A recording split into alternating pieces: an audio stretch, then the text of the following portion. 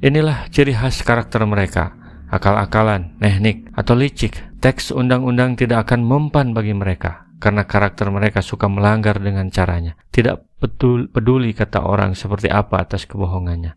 Hingga jika mereka tidak kembali menyuci hatinya dan bertakwa, azab Allah pasti menimpa mereka.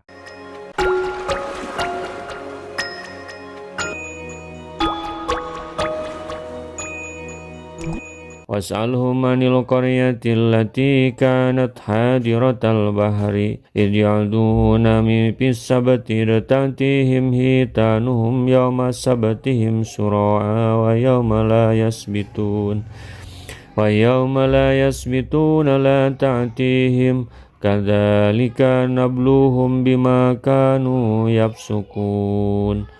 Dan tanyakanlah kepada Bani Israel tentang negeri yang terletak di dekat laut ketika mereka melanggar aturan pada hari Sabtu, yaitu ketika datang kepada mereka ikan-ikan yang berada di sekitar mereka terapung-apung di permukaan air. Padahal pada hari-hari yang bukan Sabtu, ikan-ikan itu tidak datang kepada mereka. Demikianlah kami menguji mereka disebabkan mereka berlaku fasik. Tanyakanlah kepada orang-orang Yahudi yang ada di dekatmu tentang kisah teman-teman mereka yang menentang perintah Allah Subhanahu wa Ta'ala. Lalu mereka ditimpa siksa Allah yang mengejutkan akibat dari perbuatan mereka, pelanggaran mereka, dan tipu daya mereka dalam menentang perintahnya. Allah juga memperingatkan mereka agar jangan menyembunyikan sifat Nabi SAW yang mereka jumpai dalam kitab-kitab mereka, agar mereka tidak ditimpa oleh siksaan yang pernah menimpa teman-teman mereka yang terdahulu. Kota yang dimaksud ialah kota Ailah, terletak di tepi laut Qaljum atau Laut Merah.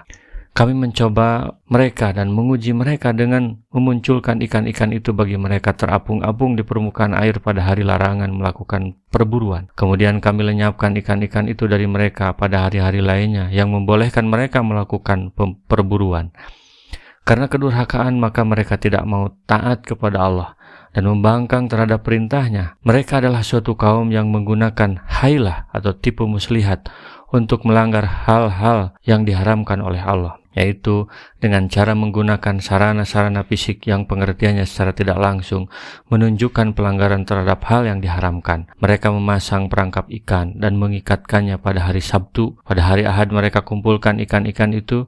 Mereka berkata, mereka tidak menangkap di hari Sabtu, tapi hari Ahad. Pintar, tapi licik. Rasulullah SAW bersabda, La tartakibu martakabatil yahudu, patastahilu maharimallah biadnal hiyal. Janganlah kalian melakukan pelanggaran seperti pelanggaran yang dilakukan oleh orang-orang Yahudi. Karenanya kalian akan menghalalkan hal-hal yang diharamkan Allah dengan sedikit kilah atau tipu muslihat. Hadis riwayat Ibnu Katsir.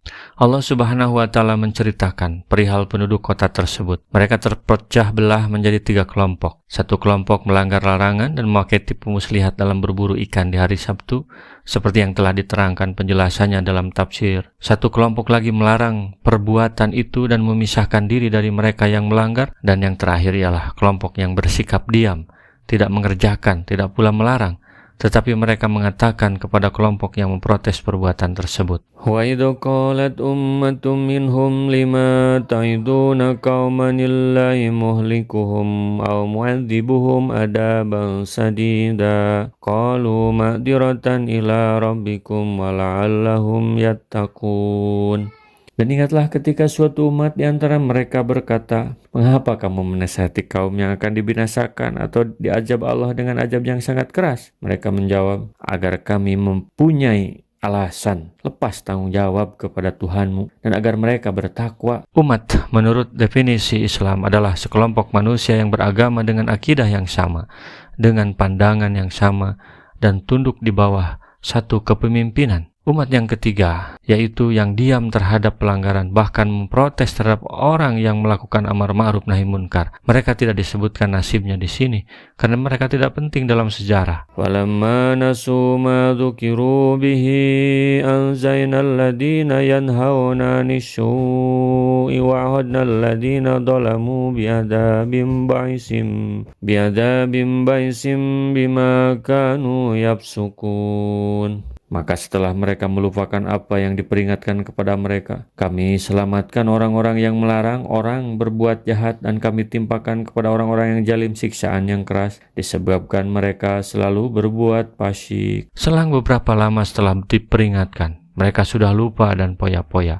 Makin sombong saja mereka. Tiba-tiba datang azab kepada mereka yang zalim itu. Dan Allah menyelamatkan yang nahi munkar tadi. Mereka dikutuk jadi kera, jadi monyet. Karena ya, tingkah lakunya mirip kera sih. Mirip ya. Walamma atau amma nuhu anhu kulna lahum kunu kiradatan khasiin. Maka setelah mereka bersikap sombong terhadap segala apa yang dilarang, kami katakan kepada mereka, jadilah kamu monyet yang hina. Inilah ciri khas karakter mereka. Akal-akalan, teknik, atau licik. Teks undang-undang tidak akan mempan bagi mereka. Karena karakter mereka suka melanggar dengan caranya. Tidak peduli kata orang seperti apa atas kebohongannya. Hingga jika mereka tidak kembali menyuci hatinya dan bertakwa, ajab Allah pasti menimpa mereka. Wa idza adzana rabbuka la yab'asanna 'alaihim ila yaumil qiyamati may yasumuhum su'al adab. Inna rabbaka lasari'ul iqab wa innahu laghafurur rahim. Dan ingatlah ketika Tuhanmu memberitahukan bahwa sungguh Dia akan mengirim orang-orang yang akan menimpakan azab yang seburuk-buruknya kepada mereka, orang Yahudi sampai hari kiamat. Sesungguhnya Tuhanmu sangat cepat siksanya, dan sungguhnya Dia Maha Pengampun, Maha Penyayang.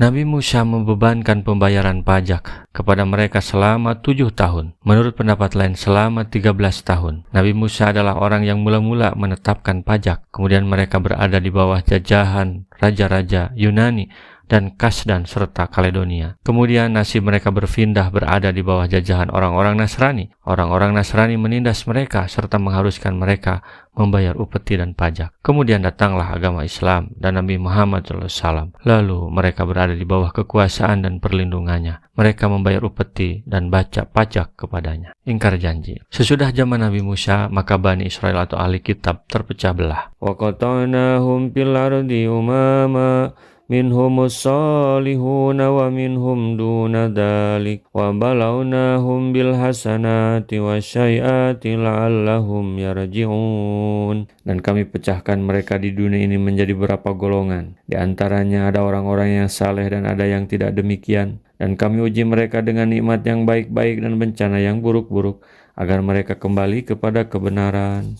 Fahalafa min ba'dihim khalfun warisul kitaba yahuduna radhadal adna wa yaquluna sayughfaru lana wa yatihim aradu misluhu yahudu alam yukhad alaihim mishaqul kitabi alla yaqulu ala Allahi ilal haqq wa darasu ma fi wa darul akhiratu khairul lil ladina yattaqun afala ta'qilun. Maka setelah mereka datanglah generasi yang jahat yang mewarisi Taurat, yang mengambil harta benda dunia yang rendah ini. Lalu mereka berkata, kami akan diberi ampun. Dan kelak jika harta benda dunia datang kepada mereka sebanyak itu pula, niscaya mereka akan mengambilnya juga. Bukankah mereka sudah terikat perjanjian dalam kitab Taurat bahwa mereka tidak akan mengatakan terhadap Allah kecuali yang benar. Padahal mereka telah mempelajari apa yang tersebut di dalamnya. Negeri akhirat itu lebih baik bagi mereka yang bertakwa. Maka tidakkah kamu mengerti?